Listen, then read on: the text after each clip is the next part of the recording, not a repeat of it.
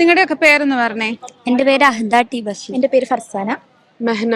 Okay, അപ്പൊ നിങ്ങൾ നീറ്റിന് വേണ്ടി പ്രിപ്പയർ ചെയ്തുകൊണ്ടിരുന്ന കുട്ടികളാണ്. നിങ്ങൾ നീറ്റിന് പ്രിപ്പയർ ചെയ്തിട്ട് ജെഇ എഴുതാൻ വന്ന നമ്മുടെ കെമിസ്ട്രിയും ഫിസിക്സും ഒന്ന് എഴുതി പ്രാക്ടീസ് ആവാൻ വേണ്ടി വന്ന.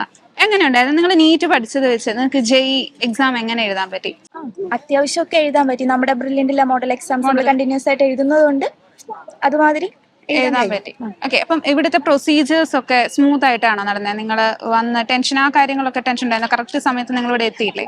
ബയോമെട്രിക്സും കാര്യങ്ങളൊക്കെ ഭയങ്കര കറക്റ്റ് ആയിട്ട് തന്നെ ആയിരുന്നു പോയിരുന്നത്. ഭയങ്കര ലാഗ് ഒന്നും ഇല്ലായിരുന്നു. അതുകൊണ്ട് ഇങ്ങനെ ഇടക്ക് ഇൻ ബിറ്റ്വീൻ ടെൻഷൻ ഉണ്ടായാലും അവര് ഭയങ്കര ഫ്രണ്ട്ലി അപ്രോച്ച് ആയിരുന്നു. ഓക്കെ, അപ്പൊ നിങ്ങൾക്ക് ബ്രില്യന്റിൽ നിന്ന് തന്നെ ട്രാൻസ്പോർട്ടേഷൻ ഫെസിലിറ്റി ഉണ്ടായിരുന്നു, അതുകൊണ്ട് കറക്റ്റ് സമയത്തൊക്കെ ഇവിടെ എത്താൻ പറ്റി. ആ കാര്യങ്ങളൊന്നും ഒക്കെ സ്മൂത്ത് ആയിട്ട്.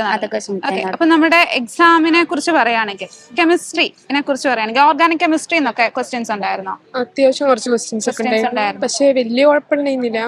അറ്റൻഡ് ചെയ്യാൻ പറ്റുന്നുണ്ട്. അപ്പൊ നിങ്ങൾ മോക്ക് എക്സാം ഒക്കെ എഴുതി പ്രാക്ടീസ് ചെയ്തതാണല്ലോ, അതിനകത്തുനിന്ന് നിങ്ങൾക്ക് സിമിലർ ക്വസ്റ്റ്യൻസ് കാണാൻ പറ്റിയായിരുന്നോ? കൊറേയൊക്കെ ഓൾറെഡി വന്ന ടൈപ്പ് നിങ്ങൾ ചെയ്ത് പ്രാക്ടീസ് ചെയ്ത് നിങ്ങൾക്ക് കണ്ടു പരിചയമുള്ള ക്വസ്റ്റ്യൻസ് ഒക്കെ തന്നെയാണ് നിങ്ങൾ ചെയ്തത്.